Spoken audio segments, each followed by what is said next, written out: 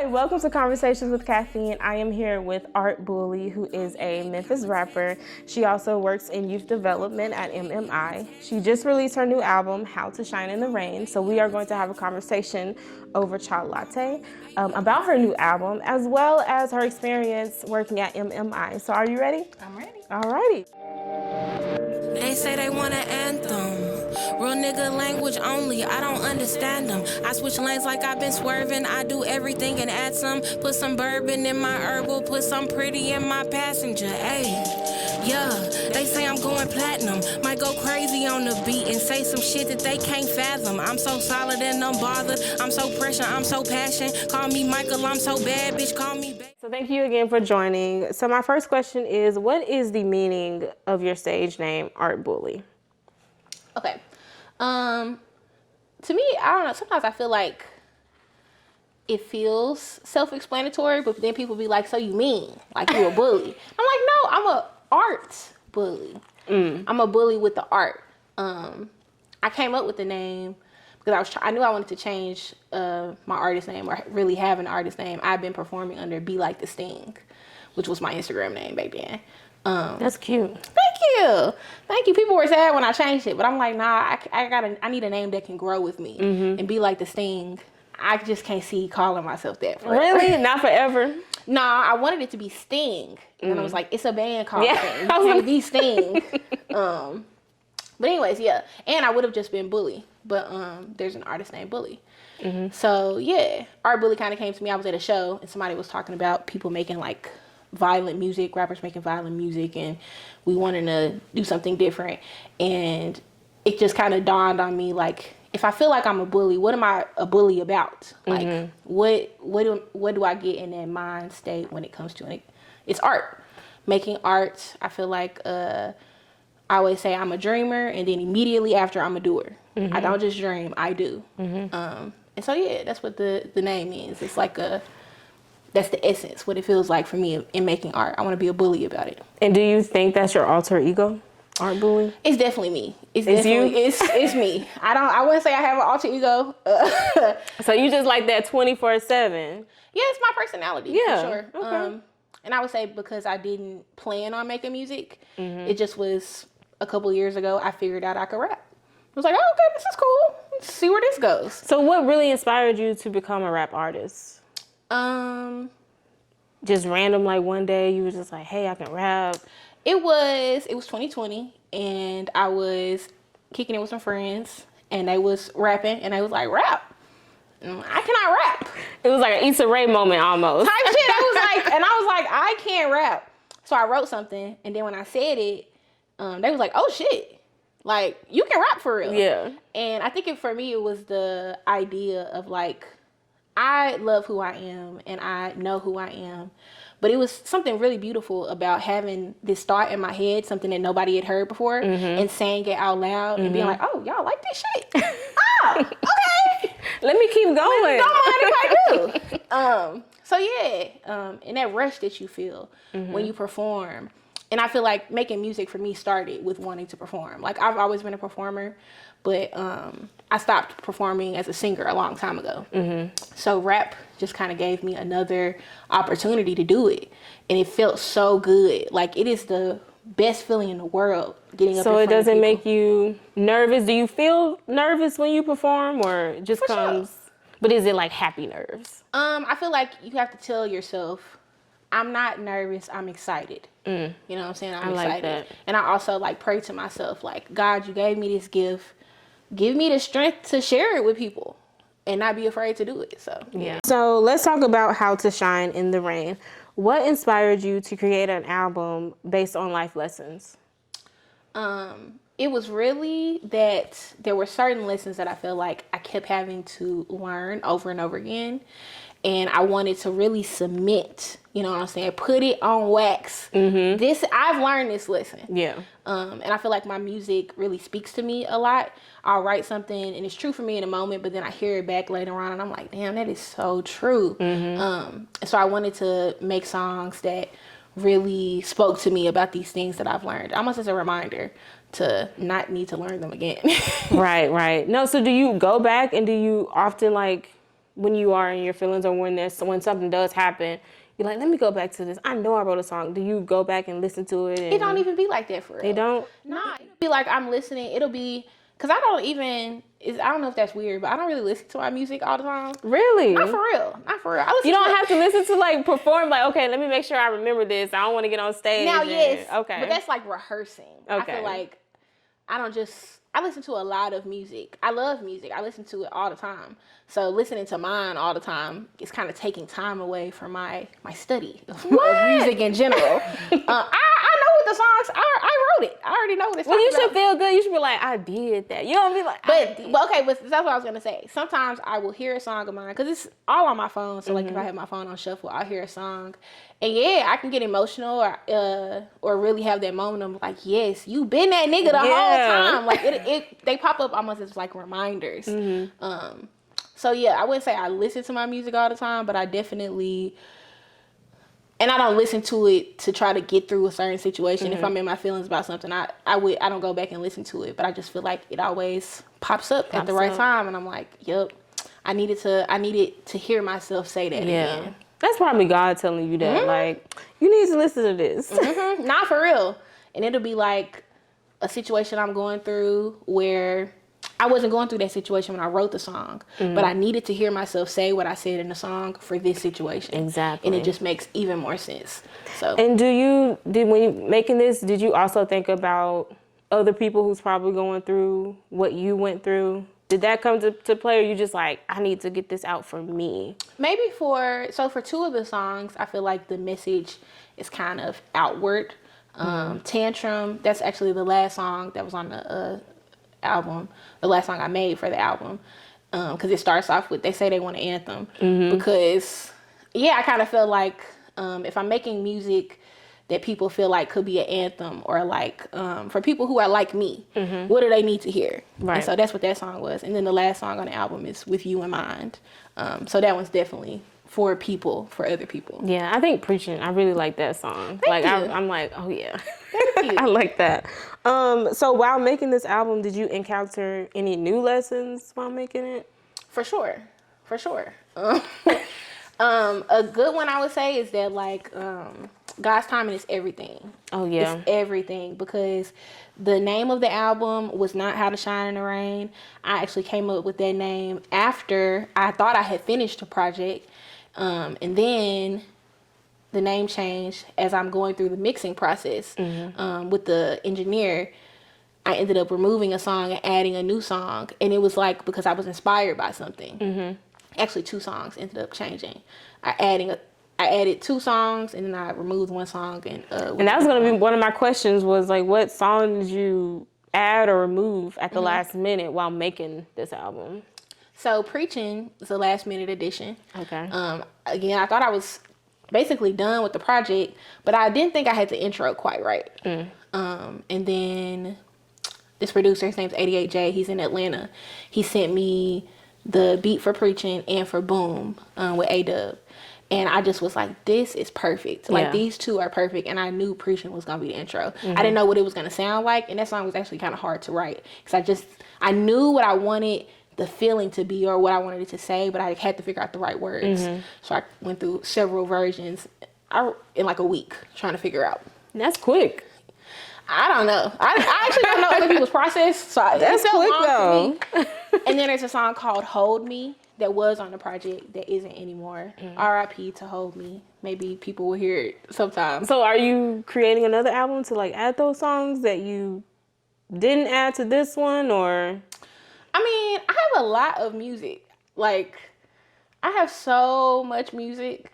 Because you have like a whole book, and you just like, you're just holding it for the perfect time, or? Nah, it's not that. It's not that.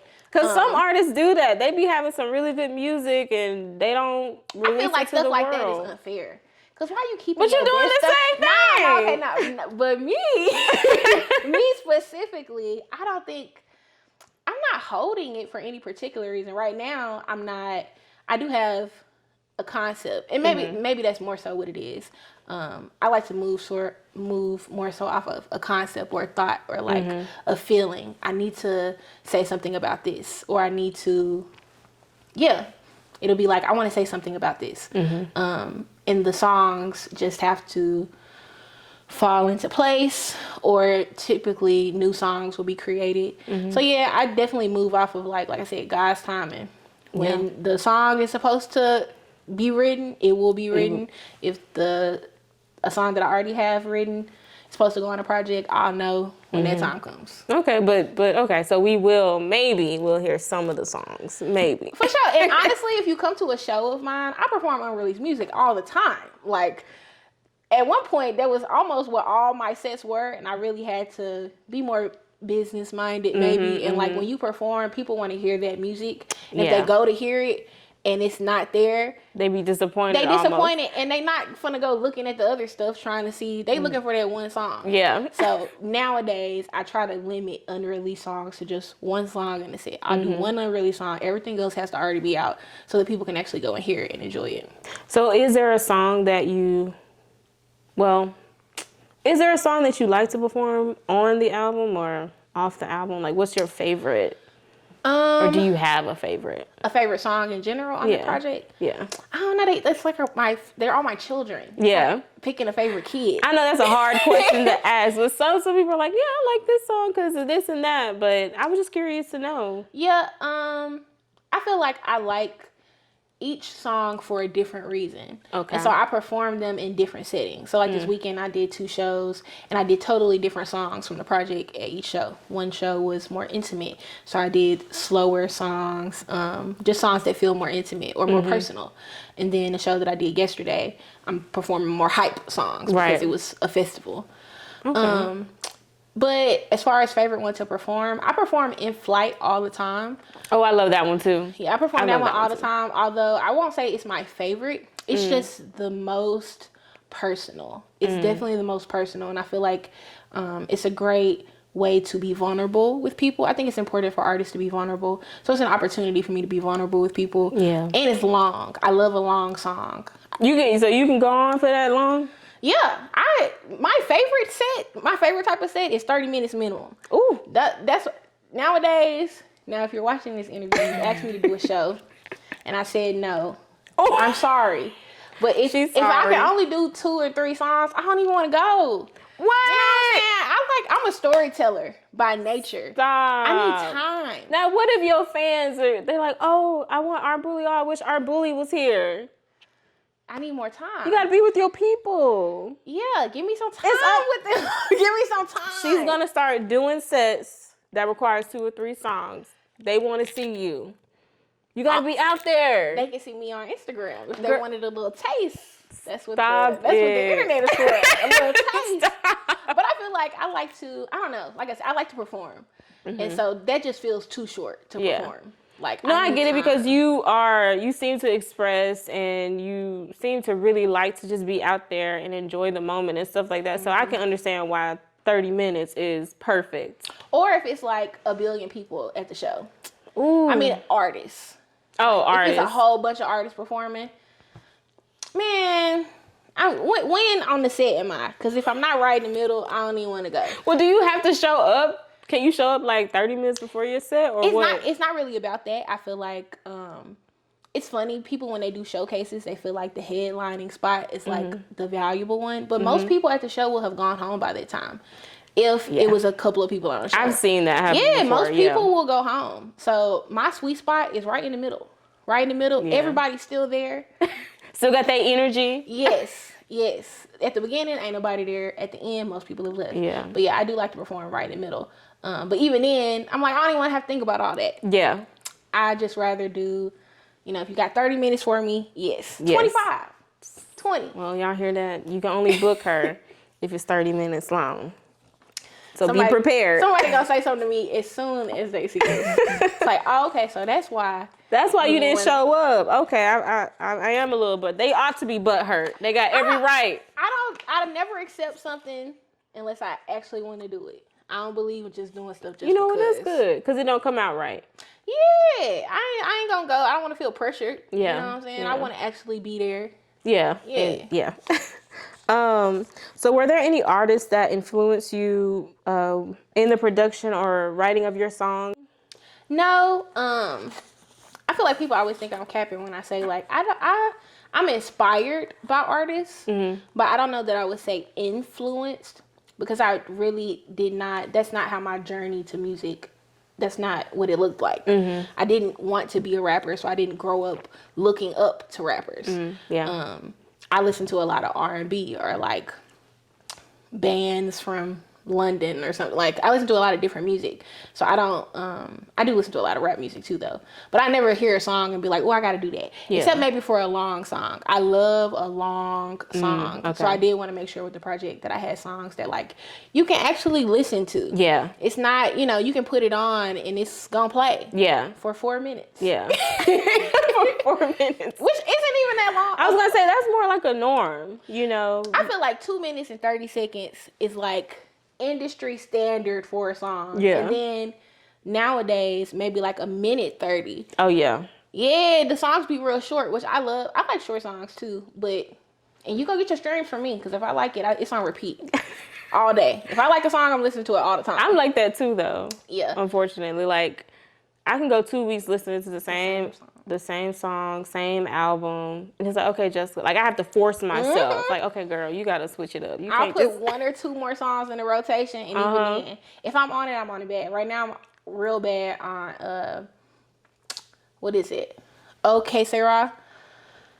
I'm on it real bad. What's Okay Sarah? Who is that? What's this man's name? Willie Colon. His greatest hits. Okay, Sarah. It's an old song. It's from 1981. I'm on it real bad. It's the only thing that I've been listening to lately. Who am I on real bad? Cleo. Yeah, Cleo. She sings, Promise.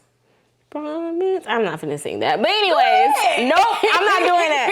But I love her. I gotta see her. I was like, I ain't gonna see anybody. I saw Charlotte Day Wilson last year. Ooh, I love Girl, I saw her in Atlanta. Okay. It was worth it. It was worth the drive. Because she was like the only artist. I'm like, if an artist go, I need to see her. I have never heard somebody else say they love Charlotte Day Wilson. And she was so sweet. She was so nice. I do. Yeah. I love her. I haven't either. So you the first. You the first. It's that song she did with that band, Bad Bad Not Good. Oh yeah. Yeah. To me, that's just. Yeah. Ooh, that's a good song. Yeah. She was amazing. I was so happy I saw her. But now I got to see Cleo. Okay. I need to look up Cleo, because I don't know if I know. I'm surprised you don't know her. Yeah. I don't know if I know that artist. She's great. Were there any specific artists that had to be a part of this new album? You was like, I gotta have this person on here. Okay. Really, all the features. I mean, I specifically wanted each of those people on the album. And is there a reason why? Like why you chose them? Alignment. You know what I'm saying? Yeah. Like, you just know, like, with A-Dub. Love A-Dub, love her music. But I don't make R&B music. Right. So when I got the beat for Boom, I was like, ooh, this is great. Gotta put her on this. Or like the last song of the project, I'm close with Julie Giselle, and Vinny. So I knew I wanted them on like I said, each song has like a different vibe, a different feel. Yeah. And so the people who are featured on it, I wanted them to be a part of that and speak to that specific vibe. And they're all basically like family to me, outside of Mike Floss. I just met him recently, but he was actually on my, excuse me. Now I got a mic right here. I burped. It's okay. We're human. Yes, but I have like a very short list of artists that I definitely want to work with, and Mike was on that list. He's an artist in Nashville, so I just asked him, and he was like, "Oh, of course, for you." And I'm like, "Oh, okay, that's dope. If that's the vibe, sure." So, do you plan on your next album? Do you plan to keep the same people, or you want to switch it up? It'll be new people. I knew I wanted to collaborate a lot on this album, but I still don't know what the next album or EP project, whatever it will be. It has not come to me yet. It hasn't come to you yet? No, I have a feeling about what I think it's going to be, but life really inspires me, so I just usually live life, and then when the moment comes, it always comes, and I'll be like, see, that's it right there. Dang, that's what's up. So do you have a specific spot that you go to to buckle in and write your music? Or it's just like whenever? I write a lot of music at home. I love my space. So at home, in the car, definitely write a lot of music in the car. Do you have like a notepad little? No, it's my phone for sure. The Notes app. Everything's in the Notes app. I can't do stuff in my phone. I gotta write stuff down. I don't know how y'all do that. I feel like with writing music, and maybe it's because I make different versions of it, or like I'll change a word, or like, you know, sometimes if I'm trying to be real technical with the way I'm rhyming about something, or if I'm trying to flex a little bit. Yeah. Like, you know what I'm saying? You gotta put a little time and thought into it. And the Notes app is just convenient. And I can access it on my laptop too. Okay, yeah. Oh, yeah. Yeah. Okay. So are you currently writing new music, or you just taking it day, like you said, just you ain't got it yet, you just going through life right now, or what? I'm writing poetry right now. Okay. And maybe prose, just in general. I haven't had any like, oh yes, this is a song. Because sometimes it really just happens like that. I'll hear a beat, or like I have a whole bunch of beats. My bad to all the producers who send me beats. I have a whole bunch of beats that I haven't used yet, so I'll just be going through and I'll be like, oh yes, this is the right time for this one. Or like I'll rewrite a song on a beat, like Tantrum and Please were both totally different songs, and I wrote something different on them, just as like a writing exercise. I'm an educator, so I be giving myself a little task to do. No, that's good though. But yeah, I wouldn't say I have new music that I'm writing right now. And I feel like it's because I'm in a transition period. I just moved. I'm like still settling in. Yeah, you moved to Chicago. What made you move to Chicago? Like what was that? For the past like I'm gonna say 3 years. So I moved back to Memphis in 2021. And I knew when I was moving to Memphis that I wanted to live in Chicago. I wrote a song on my first EP. It's called Love Jones Shit. And it's like, I don't know, maybe I had this romanticized version of Chicago in my head. It is definitely shown to be true. But I don't know, it just kind of kept popping up for me. I kept thinking like, I don't know, I feel drawn to this place. I would go and visit for my birthday, stay for like a week, riding the train, acting like I lived there. Right. And so yeah, I just knew I wanted to live there. And for last year, I was kind of plotting on it. So changing things at my work, trying to get my job and stuff in line so that I could afford to live there and also be free to like go live in another city. Right. So yeah. And you loving it? Oh yeah. Oh yes. I definitely love it. I'm sure it's like a fresher breath of air to just be somewhere new that you visited, but you never lived there. So I know that's pretty nice. I'm trying to be like you, moving soon. Okay. My next question is, let's just pivot to, I guess, your personal work life. Okay. Working at MMI. How is that for you as working in youth development? Do you enjoy it? Tell me about it. I absolutely love working for MMI. It was very random. So I've always worked in education, but I worked like in schools as a behavior specialist. I also taught social emotional learning. So I love working with young people, specifically our kids. You know what I'm saying? I love working with our kids. But the last school I was working at, no shade, but I just knew this got to be the last school I work at. So I worked in a nonprofit before. So I just literally Googled Memphis music nonprofit. And MMI popped up, which is the Memphis Music Initiative. And they just so happened to have a job open. I applied for it. Did not get it. Did not get it. But because of how my interview process went, because you have to, in education, typically you have to teach something during your interview. So like put together a workshop and teach it. They spun the block and asked me to write the curriculum that summer.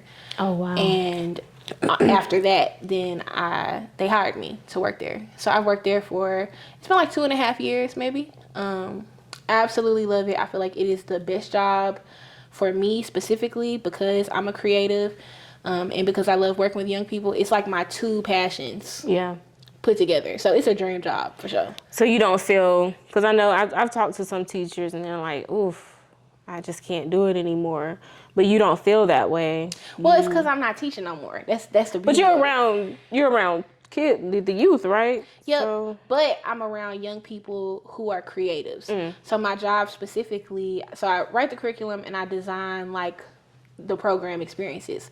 So like the workshop that we met at, that was something that I thought of. I was like, oh, we should do like a cinematography workshop for the young people. I asked Jason, worked with him on making a curriculum, and then offered it. So stuff like that, being able to do stuff like that for work, I love it. It's great. And the young people, like I said, they either want to be artists, they want to be a videographer, they want to work in content, they want to be a manager or something. Like, it just feels, it's really fulfilling to like pour into and provide these opportunities to young people and let them see it. Let them, and even letting them see me, or like bringing people that I know to them and having them offer stuff. Like, it's a blessing because I feel like it really helps them see that whatever it is that they want to do is totally possible. Yes. So are there any new initiatives you would love to introduce being in the position that you're in, or? I really would like us, I have so many ideas about stuff we could do at work. But that's the beauty of my job. Like, that is my job, to generate these ideas and make them happen. Right now we're launching a new, or like a reimagined version of another department, which was in schools. So they hired different musicians in Memphis to work in music classrooms in Memphis. And that program was for the past 10 years. And they just ended it and are reimagining it. Good. So right now that's what I'm working on, writing the curriculum for this new imagined version of like, so what will we do next? Yeah. So excited about that. And then with the young people, last year we took a trip to, we toured with an artist. Her name is Chai Latte. Wow. So that's when I was overseas in October. That's what that trip was for. We took a group of them to tour with her. So they did her content, her videography for her tour. And that was really cool. And I'm definitely excited about the opportunity to bring more, young Black kids out of the country to work in these very professional settings where they can see that it's like, it's niggas like us doing it. And it's possible. And that's what I've noticed is that, like, I feel like we always complain, like, why isn't a Black person doing this? Why isn't? But that's because either they don't want to do it or they don't see us in that position. So I think that's pretty awesome, having a program like that. What are the sign-up process? Like, how can they sign up to be a part of the program? Our applications are actually open right now. They close March 15th. Okay. But they apply. And then we set up interviews, so they interview. And after the interviews, then we decide who's in the next cohort. So yeah, I wouldn't say it's hard or anything, but it definitely requires follow through, which is why I think a beauty of my job is that I'm working specifically with young people who had the drive to go through that process. Yeah. Because when you're 16, doing a long application for something is not at the top of your list. Showing up for an interview, being in an interview, you know what I'm saying? Not at the top of your list. And so the young people who actually do make it into the program, they're either serious about making music. A lot of them already got music out. Like, we live in a totally different world now. Yeah. Like, a lot of them are already popping shit. Or they're very interested in what it would look like to work as a creative. Or their parents. I was going to say, do you think the parents also have something to do with that too? I would say, but I feel like it can go either way because the young people do go through that whole process by themselves. So like, they apply and interview. We don't talk to the parents until we offer them a job. Really? Because they're getting paid, like it's a job for them. Really? Yep, they get paid. They get paid to do it. So, and we I market it as like, you could be working at Chick-fil-A this summer. Or you could be working, making music, making short films. Like, you could be doing something creative. And they can add that to their resume. Especially college resumes too, right? When they apply and stuff. Dang, that's nice. Yep. I love what I do for work. I feel so blessed. I enjoyed the workshop I went to with Jason. Like, that was pretty dope seeing that, like, the full setup. And hands-on experience, and they were like listening, writing their notes. There was one shy person there, but it was nice to see that. I wish I would have experienced something like that growing up, but we only had like the why and you can't learn much going to the I mean, you can, but not really. Yeah, I be trying to tell them, I'm like, this is a very unique opportunity, like to be able to, you know, that this exists. Yeah. That someone is willing to not only put you in position to meet people, to network with people, but to pay you to show up. Yeah. You know what I'm saying? They're getting paid for their time and for the things that they make. Next week, we have a group performing at the Memphis Hustle game, doing halftime and singing the anthem. Wow. And so, like, these are all beautiful parts of my job that I get to, like, you know, texting them, setting up meetings, like, okay, we need to rehearse, we need to do this, and, like, really walking them through that process and showing them, like, how to do things. And then also after that, seeing them really kind of boss up and start doing stuff themselves, like, that also is really nice. Yeah, I was gonna ask, is there a well, not there because they're not your students, but have you seen someone that has, I guess, blown up, or not even blown up, but have gone the extra mile, and you're like, oh snap, I'm so happy this stuck with you. Yeah. Let me think. I feel like with each of them, because I've worked there for, like I said, this will be my 4th summer, I think, during the program. And it's really cool also seeing young people who did the program when it first started. So, like I mentioned, A-Dub. I didn't even know A-Dub did MMI until I was looking through some pictures. And I was like, oh, shit. Like, you were a student in this program. And there's actually a lot of people who are creatives here in Memphis who are moving around who were in MMI when they were younger. Wow. And I think that impact is really cool to see. Like, you know, that the lessons stick with them. Yeah. That even just that aspect of being able to build community with other young people who think the same way as you or want to do the same thing. I'm like, bruh, you can build your team right now. Yes. You don't have to wait. Yeah. Because we're teaching you guys how to use cameras. We're teaching you guys how to record yourself. Yes. Even acting. They were even doing acting. Like, that was so dope. Yeah. I wish that there was a program like that when I was younger, because I probably would have realized that I was a creative back then. Yeah. I did not think I was creative when I was a kid. Not at all, because I was real smart. Yeah. So I feel like I was typecast into being like a nerd. Yeah. Well, I won't say a nerd, but like people just, I wanted to be an engineer. Oh. So I went to school for engineering. I graduated from Southwest when I graduated from high school. Like, I always been, I would say, like a high achiever. I've always been very ambitious, but I didn't even think that could show up in a creative way. I didn't think I was creative at all. Wow. So crazy as an adult to like see myself just living my life as normal and being like, oh, okay. But maybe at the time when you were younger, you weren't ready to notice how creative you were. And like now, you're just really showing how creative you are, and you are so confident. So now is the time for you to see how creative you are, because ain't no telling how you would have been back then. Because I'm a grown woman now. Yeah, so you're grown. Like people usually think I'm pretty young, and so they're like, wow, you're so confident. Because I'm grown. Okay, I've done a lot of things in life. And to be here now and be, you know, to feel good about doing stuff. And also, I feel like it is that other side of seeing people, how they respond to you. Yeah. Like, it is so affirming to be on stage performing and seeing people already trying to say the words back to you. Yes. Like, bro, that shit feel good as fuck. Like, that, I am not afraid of that. I'm not afraid of working hard to make stuff like that happen. Yeah. Or to connect with people. Like, the messages that people send me, DMing me, like, it is beautiful. Like, I feel so blessed all the time, because I'm just like, this is not, my life didn't have to look like this. And I've seen my life, a lot of different versions, even from being 20 and getting married. Like, it's a totally different Brandy back then. Yeah. Like, totally different person. My ex-husband has told me, like, I don't even know that I knew any of that about you. I didn't know any of that about me. Wow. So yeah, timing is everything for sure. I think it is nice that I had those experiences growing up of being in very nerdy spaces. I was like computational physics, going to government school. Like, I was definitely, you know what I'm saying? I got it in me. It's funny these days, like we try to do math or something. I'm like, oh, I can't do it. People like, bro, you are, that's crazy. But luckily I don't got to think about that no more. So you think, no, I'm just playing. You don't have to. I was going to say, hopefully I never have to think about analytic calculus again. Girl, you was doing that? Oh, no. I was. And it wasn't until I got to college, first semester, I was just sitting in class. And I've always been real extra. heels, cute little dress on, you know what I'm saying? I'm popping it, going to class. And I was in rooms full of white boys. And they looking at me like, what are you doing in here? And I just was like, bro, this shit kind of boring. This is kind of boring. I won't lie. I don't think I want to do this. And that's what made me change my major.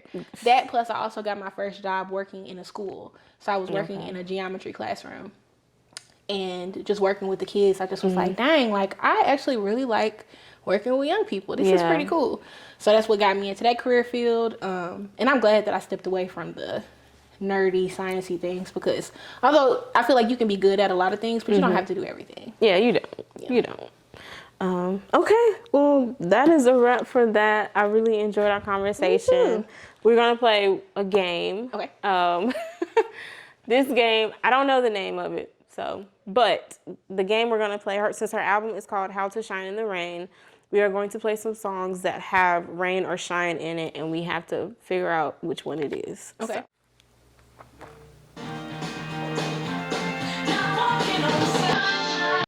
My sunshine. That's a cute one. Oh. I don't know this one.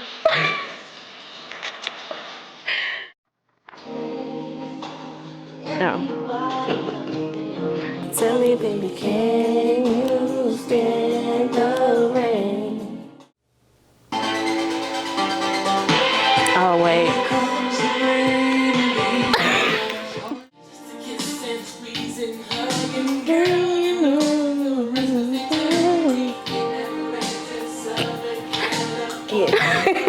Girl, you was about to put up the sun. Southern California.